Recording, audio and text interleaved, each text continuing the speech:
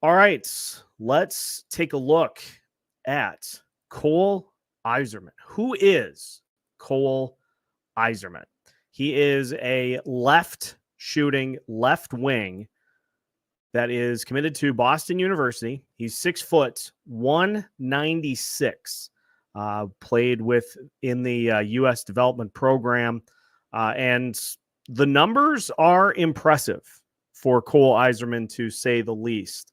Let me just take you back to his Shattuck days. Played on the 14 under AAA team back in 2020, 2021. In 50 games, he had 97 goals, not 97 points, 97 goals. He had 154 points in 50 games. On the 18 under prep team, he had 56 goals in 53 games. He played on the U.S. national under 17 team last year for 42 games. He had 43 goals, 72 total points. He then got bumped up to the U18 team, had 26 goals in 20 games.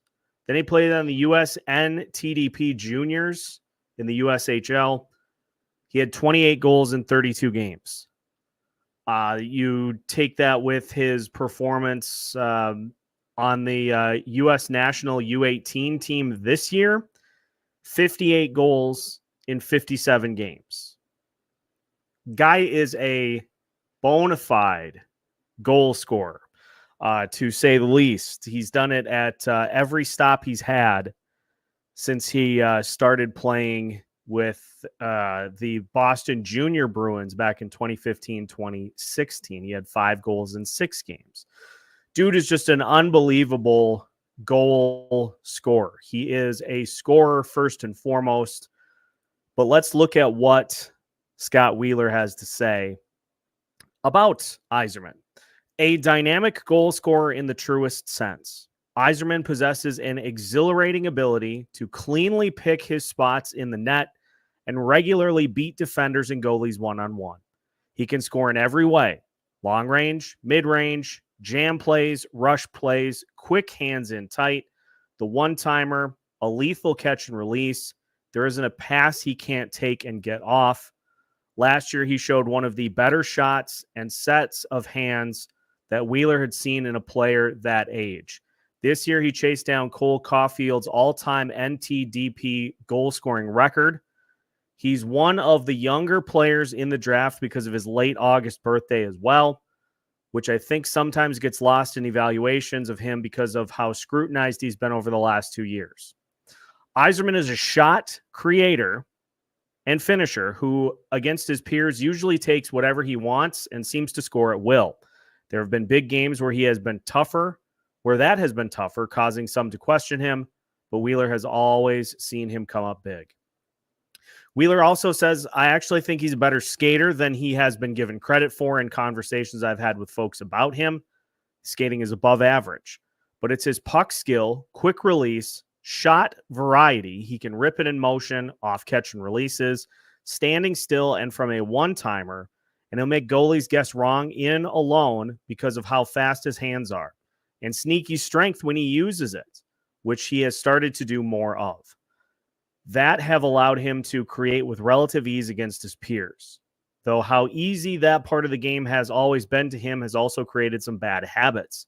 He can frustrate, though, too, and scouts desperately want to see him round out his game and improve his play selection.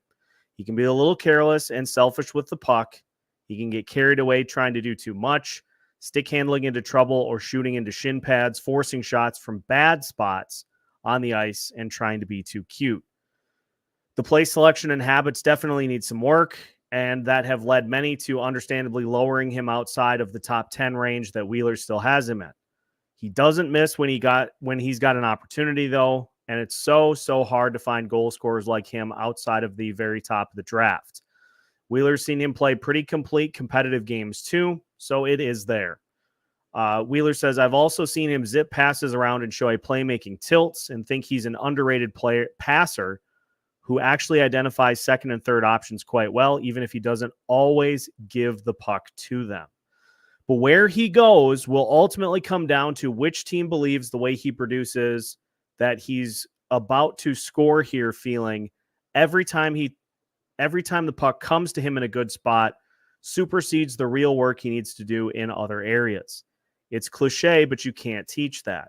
He looks to me with a little coaching like he's capable of becoming a high-scoring winger and a PP1 focal point, but I understand the reservations many have about him and his game. He's a complicated player and kid. Let's take a look at the hockey writers, their profile of Cole Eiserman. JP Gambatis has this to say.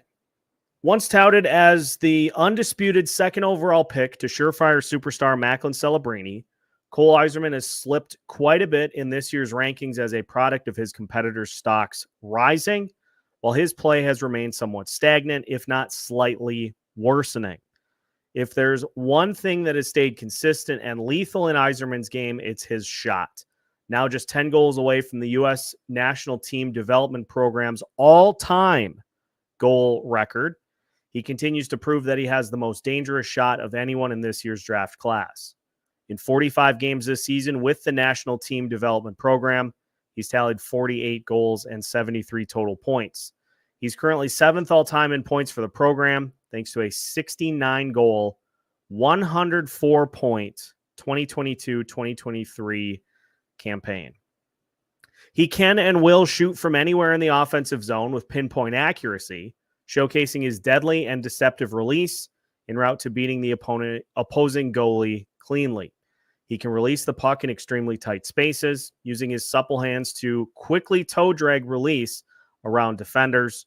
He doesn't need to be open to be a goal-scoring threat, though he is also excellent at reading the defense in zone and finding open shooting lanes for himself. In addition to his shot, he's a hard worker on and off the ice, not being afraid to play with a smidge of snarl and grit along the boards in order to win pucks back for himself. On the flip side of his unequivocal goal-scoring aptitude, he's got some room to improve many facets of his game, hence his significant drop off in draft position projection. While he's a decent playmaker, his passing capabilities are nothing to write home about. He struggles at times to find open space when carrying the puck, while not in a shooting lane, and thus is prone to losing it to a defenseman rather than prolonging offensive zone time by finding available teammates. His skating is another pain point in his game. He's sporting neither quick acceleration nor high-end top speed, and it costs him in a rush-style offense and in transition. There's no denying his skill in a cycle offense. He's great at finding space to shoot when he doesn't have possession of the puck and has a quick-fire trigger from tight spaces, which can and should be considered a coveted asset. At the same time, he struggles with straight-line speed and acceleration. Don't project particularly well to a rush-style team that's reliant on speedy breakouts and capitalizing on odd-man rushes. His draft projection, his stagnancy in improving his game has left him a near impossibility to predict, though he's undoubtedly going to be a top-half selection as a byproduct of his incredible shot. Rankings have him anywhere from 3rd overall to 16th, and there really isn't a particular directional skew of that wide range either. JP would guess that he drops well past the 2nd overall rank he's garnered for years and gets selected in the 8 through 12 range. NHL potential. Let's talk about this. As JP alluded to earlier, it's become increasingly difficult to project Eiserman's translation to the NHL. On one hand, his shot in and of itself is already a top of an NHL lineup quality, and he could very well fix the issues he has with his game in a year or two outside of the NHL. On the other, he didn't really improve those facets of his game at all since first debuting with the NTDP in 2022-2023, and may never reach the point where he has multiple dimensions to his game. JP's bullish on Eiserman, though, and thinks that he will be a top 6 goal-scoring winger for many, many years. He has legitimate 40-plus goal potential if he develops correctly and gets paired with the right playmaking center. Well, I know of an area that he could fit immediately if he's got a can't miss shot. Just needs somebody that can get him the puck. He'd slot in quite nicely on that second line with maybe upside that he could take some time on the top line too. I will say the things that stand out to me about Eiserman are the shot. I mean, the shot being that highly regarded is a huge area of intrigue. That's hugely intriguing in just looking at some of the things that this Wild team needs. Somebody who is not afraid to shoot it and somebody who is capable of scoring with said shot. That's a hugely appealing piece for me.